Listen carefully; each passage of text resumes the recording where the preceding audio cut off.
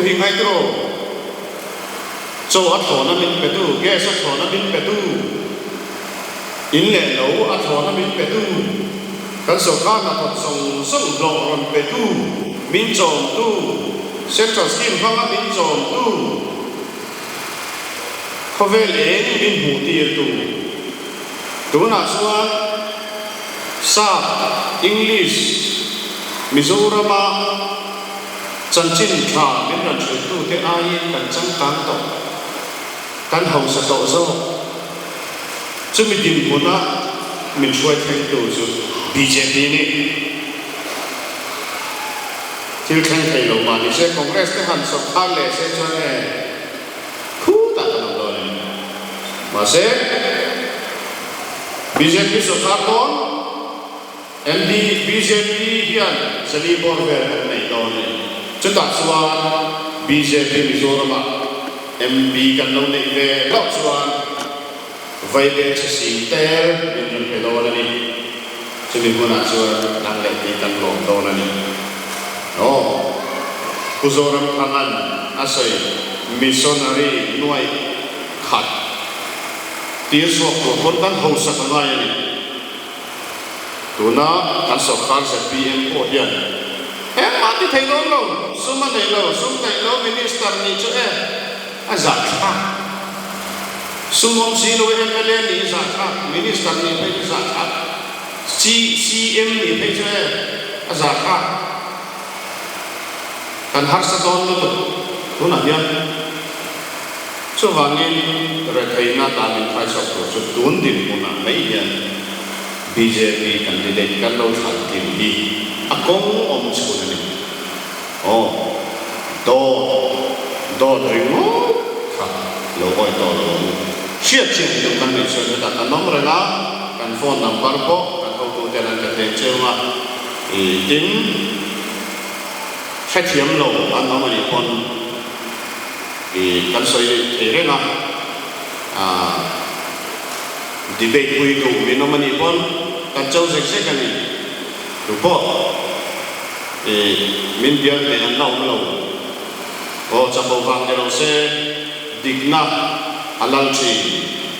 atopa digna ding chang chi chu kan sei du ani chuan pe kan lunga so sei tu ro pui kan ai pu pe chua ma a pe ko free pe tla ko kan ni lo pe ni chu che kan an ti ve ni ma ya ani kan zinga long pe ni lo ma ti ya kan van ne he ni minister chapter social welfare minister ani china ni hodai kai khan ru ta khan an so ma kai ane kha khol lia lia kai kha khol za oma min so ma kalai khan MNF an ban ni khan ya chu ama hian thoi va min ban ti dau khan ka sia khamini te khan local se tha kan ti bia ba ni mai nia te hon chatak mai kan ne bangin zawai chuma do so ye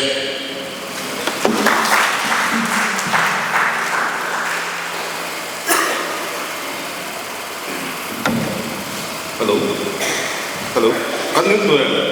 a zo te to ni o tu soi bhat chi om to do thei ka hin khap khap ma o chuan pu bi chua lo som ve le khan le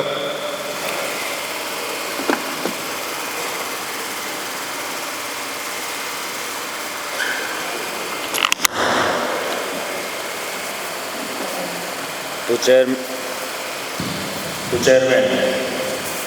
kan state BJP GS le state da ka thopui BJP vai tu te le mami mi tu te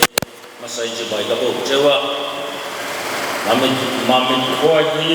minister kan khan khoi ni karam ba a ten hun toi te minister kan sung khan mami district aspirational district kan ina angin HMD department atamin hospital kan din sak sewa bor nuclear station kan din sak bok sewa sericulture tangin izomna king sung patam tak ne na izomna kan siam saka sumi bialama social welfare department office kan siam bok sewa then quarters kan siam sak bok sewa observation home kan siam sak sewa then mundang danga tribal culture hostel po kan siam sak sewa ni kap sutiang chuan mami district hi kam bul la lo sewa ni kam hangai sewa ni thì masain ka soi du ni in kong kham karinga handing chau te u in threi ka kan ding te u anin zimar te u utak takkan bilden so ale chu ole bona ya amma karo kalkhan son MNF minister karon kala tunaro son BJP MLA in karon kala ni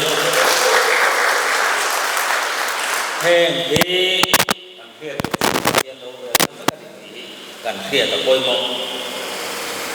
voina ron kalte masaber ka til chu chu mihing kan ni sung hian politics hian kan eng kim bi akwar ni voina hian he kun tha thok kania politics ka ngai ve na ngai lo ti ma ta nge politics sa kal fu lo chuan kun thok tu ten kan tuan bekhen ti kan hian apoi mo voina sundon na siam sundon na ni kania politics kata trong kai lo soi ako atu lo ko ngai to ngai lo in ti palang ne sundong hote politics sa kal fu lo chuan dor ni ko hian klai lo kan ko sia ri tle ma su politics sa kal fu ro so klai lo kan sun la ko sia ri a cha thin chu tiang chon ke so ka na thapania politics ka soi ngai lo ne in lo ti palang ne politics sa kal fu lo chon mo lo ko hi regular la har thin ahun takala har thin imani ko sange GPF withdraw to har thin chu tiang chuan go han mi le sa kania bona hian politics si ka ngai tu ve lo ka ngai tu lo kan ti palang e politics sa kal fu lo chuan so ma pakhat ko hi kan ko kan ai na tlen re ko kan tian ko mo hen ka ya a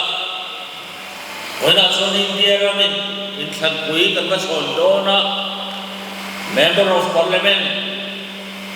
zanga so li pathum kan thang do na ni sunga chuan Mizoram hian ni pakhat kan nei ni sikha zanga so li pathum ni chu kan thang do chung singa pakhat te chu kan nei ni so wala hian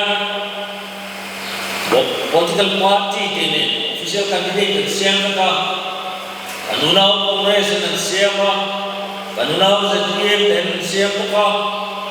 sutian kanunau MNF nan siam ka kanunau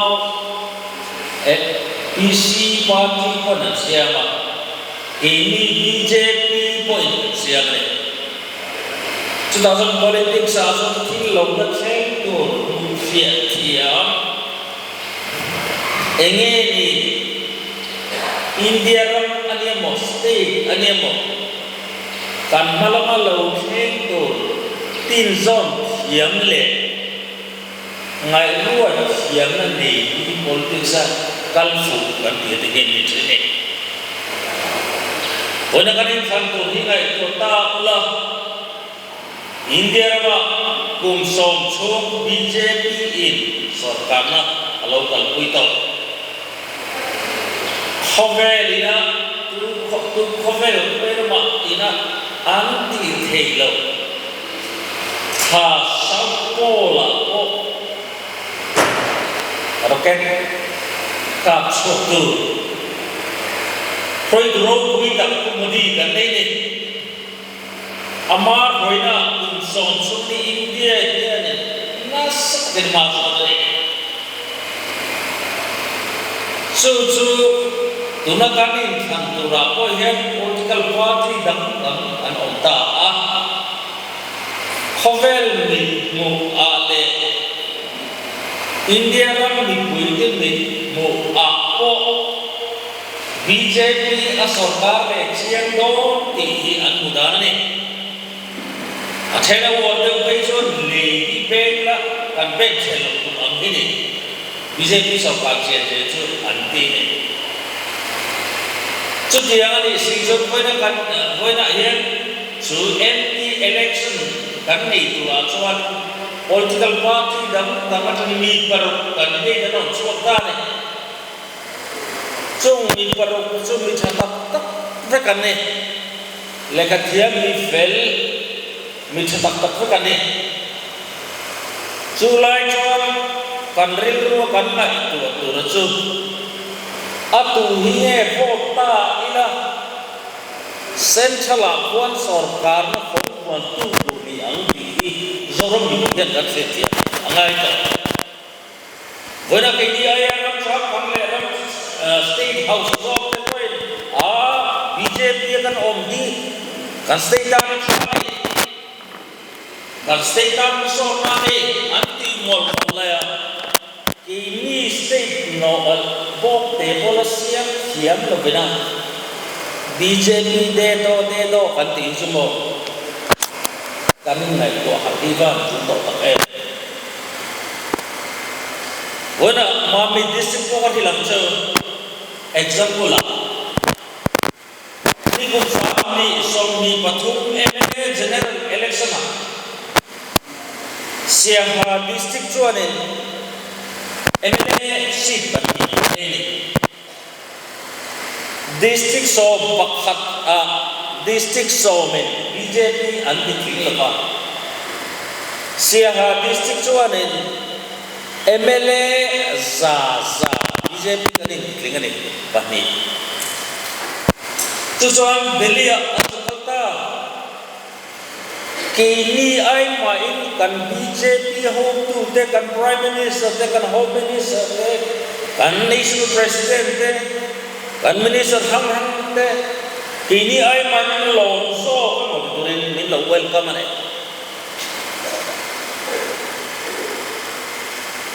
chunga son kini point hu teu bona son kini chuan kan ti do kan to tunai ro chon nang ni ning ti tur in ti ve ngai ta kan te ne kan ti tur su kan yelo kan ti zela din min chang ne chu ta chon ke in khai le kan bia ta me mala tak te ang district dang som chuan BJP du phi ne ini chun BJP kan duan namin tho saturi kan duwa với na chun naman tho tir ngai to ne apa khatna ko rang lam doi in noi sang thum min siam sakru kan ti minister Mizoram chief secretary he na Dr. Bay chua ina alo dil ni lo di sakkat ho in le karan khom mai Zoram sokari at betu ina ku lo peka lo niel ngam chi ni lo an project an lo siam kata anon thong sama kan district school zong song building thar kan do kan tia school building za som ni project kan siam le a kan pele a chief secretary na hey lo forward va tak chu ti lekhan ron pele mai chuta kan college building student kan tam ve to a building kan ma mo ni kan tia college building project kan siam le ta lo pero ti effect kan ma ni kan higher secondary building te Suluwa Sports Village noi sang li zariat chung te po chu kan ma mo thu kan mila an ma ni zo ke ni nge nge ni varon te lu thar de ni so kan BJP ni le ni lo te khin ro wo voi na in biel to MLA kan thian pa in komi ta kan ni kima kan delia zu kon beta se MLA kan ni ka se lo ka mu ang ka zu mu ve thei lo ni a chia ni chuta 132 substation cable transmission line noi sang ni zaruk somma siha ina kan bulo ka donor ni sura kan makala a century te IS wala kawa di sakharu at lemay when an election hi lap puang lo ta sa suan siha district na kan ifuzias MLA tadi min sana an Vona in principle la min pom sakto chu noi sang zanga sokro si hadis kan project kan kadai pa so min approve sakto election puan ani wamin berai sang sam in ala on lo kali ka soi du na chu BJP central min elpol tu te in fa te kan ni nang ma dia kan lo tu lu te nang ma dia rit na kan ngate kan dia hoisen taka BJP kan zo BJP MLA kan ni chuan anni point du sakna tin reng in min lo du sakane su ka soi du na ne health minister kan muleta azol ka kalata ka om kanya BP sa stroke te accident ba injury om te malaria ba ni ko hello om te azol river ngai thi si CT scan ni bro dini ma ni karo kala mati siya ma ni ro kala ni Pandam doina ron luta danglo pakhat amu ba sakber kha doctor ho so ta ti khor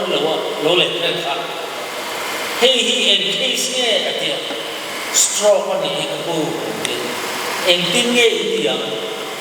en tin ma ha so ti ngai na mo ai zo ka thon ngai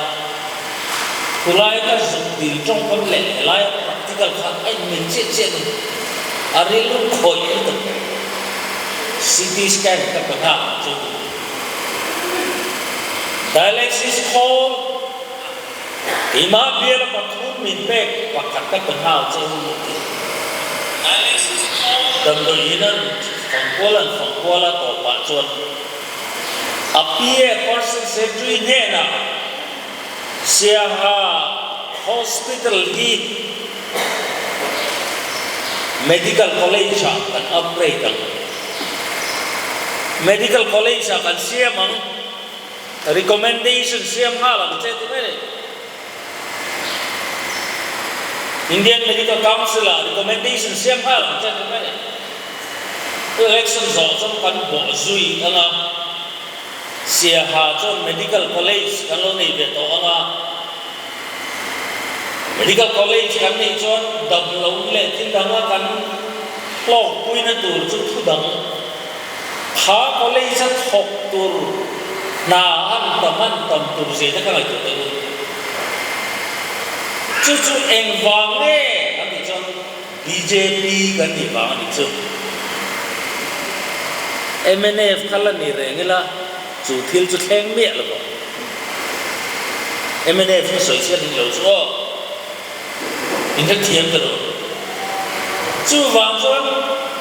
voina e ka cha tu chu chu mun ta cái ngày tu min lo em ka ro mun dang wa voi ra ra chu in ti so lang ti ka ta ku chu ni ke ni gan ti su sia a chat zia kan ten to sia ana kan zen to sia Mami district aspirational district hi kan ti angilo ti vera uti wala han ka som chu ni wala MP election kan nei tu ni mo candidate paru kan nei ta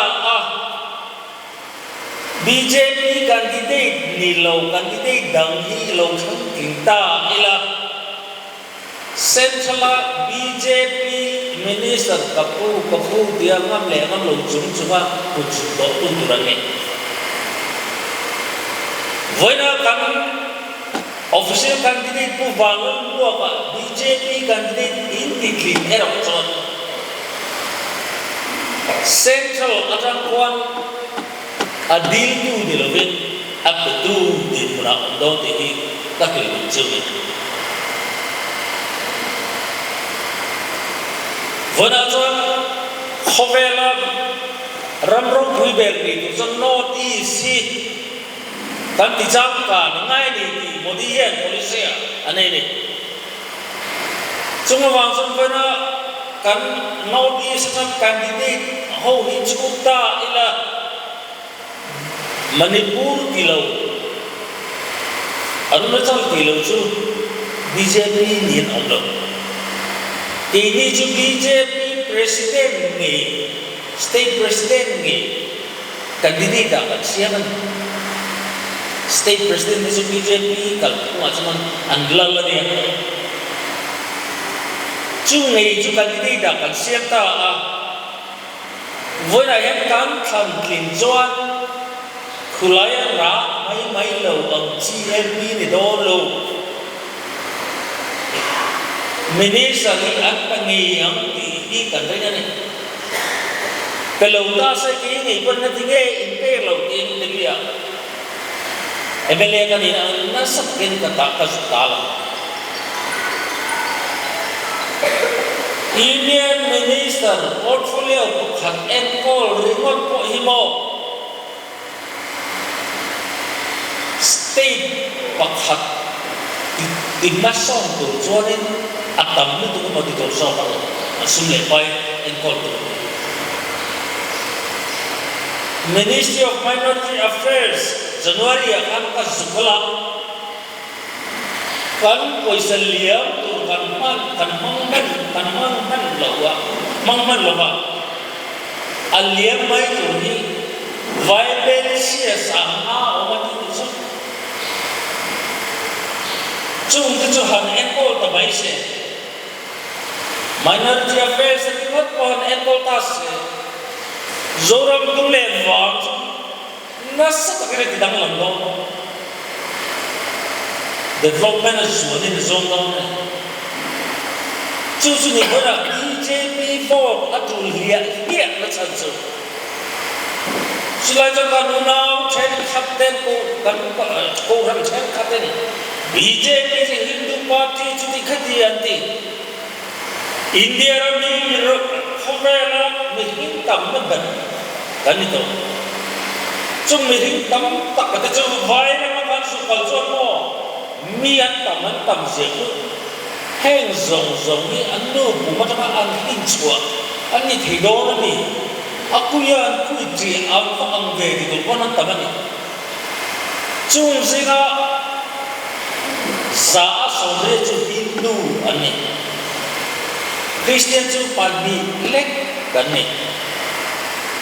Vana hen kan pan nei sia Hindu ro kan om ni Vana yan kan hiya tu chu vana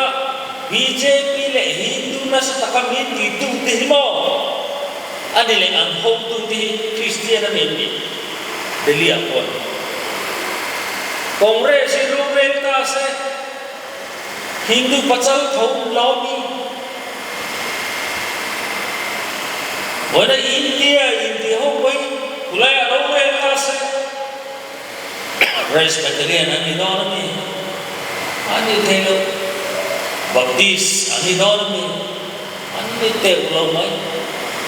ini cinta isian dek isi itu bahasa Hindu tahu tu nan Ronaldo tu vang tu hekin inzir dia nale politics akha tak itu kau voice selai tu in all macam tu voice nak ram in siap tu tu le voice nak ram nak kan mo ikut kita tak mit tu tu voice nak BJP sokar kalme la sokar le tu ni tu sukan cina tu vang tu yang kau ni se dia in ham in mutu kau suak tu in tak ya kau tu zai tiam tu boleh orang dia zai tiam tu berat mai tu sesuatu orang zai dia老媽啱啱落，最放鬆，個隧道硬尖，個老米就打烏啦。為那些等特點樣錯路，為那些來我們的嘢呢，但出水個不得打烏啦，係會影響的這個，前頭我們後面跟會打烏啦。BJP MP 呢，應該點麼？Zoram ni among pa omreng tu nak katin siap katin ni nem. India ro tu Pavel to kengin Hindu lang na nito. Ini Mizoram MP pakhate zanga somli patum nominated pagni zanga somli panga omna pakhate cuma. Opposition lama kan omle hal izon tidak makan nila. Kanunau cek kap candidate izon kini itu du zong soi kini din muna anso komang kulaya thopui nei kantung han lau te anti khoi lam khoi lòng ar nghe mình lòng la lệ tiền của ven anh nhỉ thôi thì cái gì chứ đến parliament ở vóc hiền ram hi anh em mau xem chứ parliament ri ta au na ini au ri India ta cái gì anh em ram ta anh nói con chó với nó gắn gần đi cái đó sẽ in thành linh son nó adil tu dia bin tu ini đó này semua bangsa Zoram ini hartemu mami dipuite mami district lau hartemu với nó cái gì sih district nó na kan set to a chaklai kan mu việt to kan itu to mana với đây in thành lâu ông lệ ta sẽ tụi nó cần thiên điều cần một tổ in principle là mình bé có ông dùng qua đi cần hậu thu ba và khả sản tam đó em ấy đủ to của mô tìm đó đủ to và thiên gia cũng mất cũng chẳng sự là này cần là deal sẽ đó project cần là xem sẽ đó ini juga BJP Mizoram ina dulu lai coba tu jauh kan ni min dia kilo coba semua tak kena itu lah kan kandidat baru pusing akhir ini kau tam dia rilu impan kan BJP setelah sekarang tak kalkule tu ni dona adil tu ni lawak apa tu ni tulen bukan apa BJP official candidate searching